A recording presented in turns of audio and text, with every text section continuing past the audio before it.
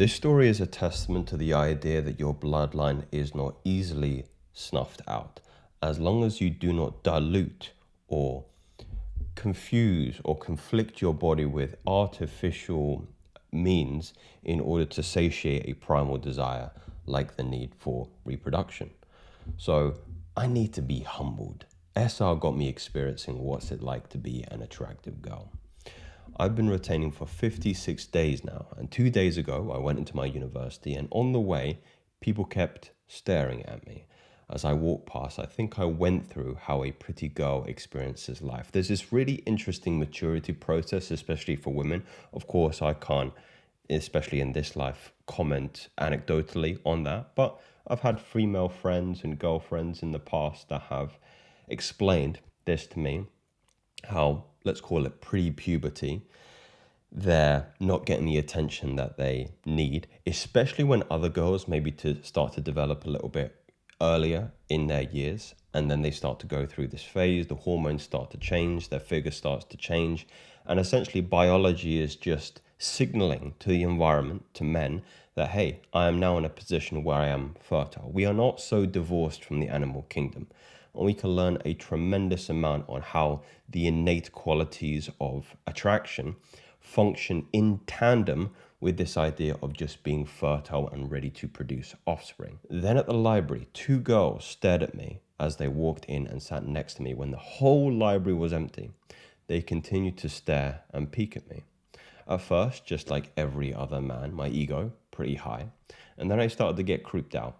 Then as I was leaving, I asked them, hey, you two okay? You've been, staring at me. You've been mean mugging me or whatever. Then they said, yes, the reason they were staring was because my skin looks so good, verbatim, dragging out the so. So you've got these indicators of interest, IOIs. A lot of the people in the PUA community would use these terms to describe signs of attraction.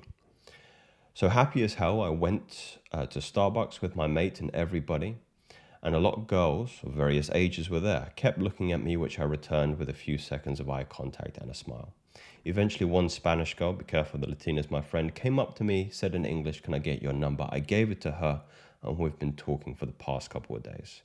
In short, the point or premise of this post is to conclude that SR benefits on a placebo, and the dark part of me wanted to gatekeep this as I didn't change anything else in my lifestyle.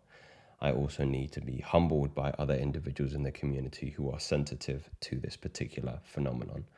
So as I mentioned in the preface, all this really is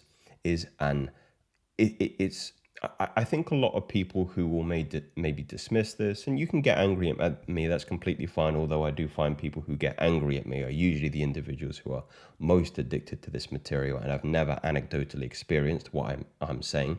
People literally go from, or men I should say, literally go from feeling invisible, nobody's acknowledging them, to the complete antithesis of this. Everybody's staring, you become that attractive girl. Pre-puberty, post-puberty, you start to signal to the environment, and when I mean environment, I mean women in proximity to you, that you are fertile, that you are able to have offspring. And that goes in tandem, the point that I prefaced, with this idea that you are just more fertile. You are just signaling that you have an abundance of life in your body, and you are now at the stage in your biological season whereby you can produce offspring at a greater level than any other men. And with all of this, I say, don't take my word for it. Science is very young. Science can offer us a lot in this respect, and there is a lot of science credence to support some of the things that I'm saying, namely some of my other videos, namely some of the books that I've written on the subject of masculine gene expression and overall fertility. And I hope with things like, I believe I read actually somewhere in the news that pornography, adult material is actually becoming, well, not illegal in the UK where I'm from, and the States, but it's requiring age verification. There are some ways around this, VPNs and some of the other websites that don't subscribe to, I'm sure, the parameters in which the UK government is now censoring this kind of material.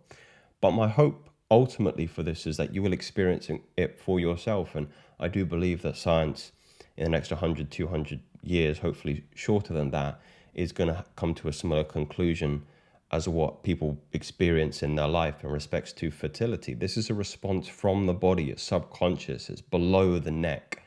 If you don't eat for a long period of time, your body makes changes in order for you to acquire food.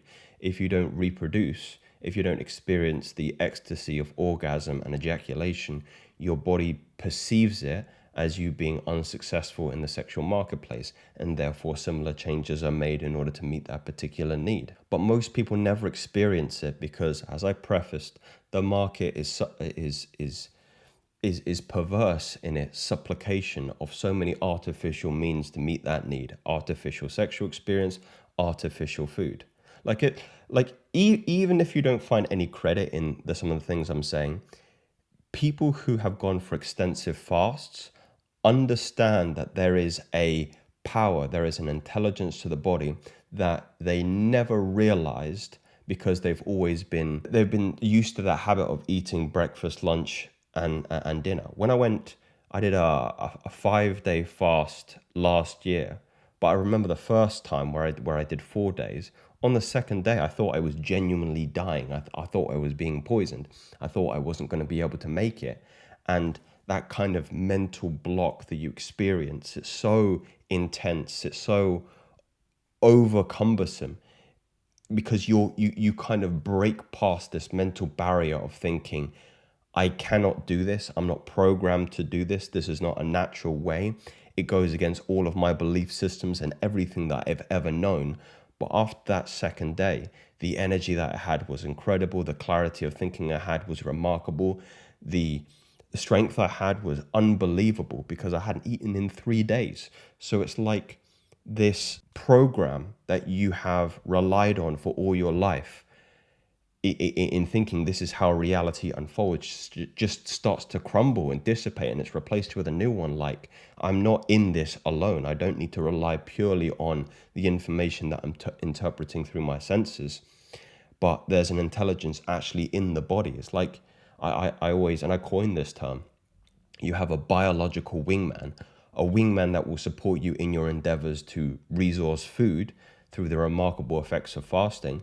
And equally, you have more appropriately, a biological wingman in the forms of, well, if I'm being unsuccessful in the dating market, and that is being interpreted by the body's lack of sexual release, the body is going to start to make changes in order to meet that particular need. But don't take it from me.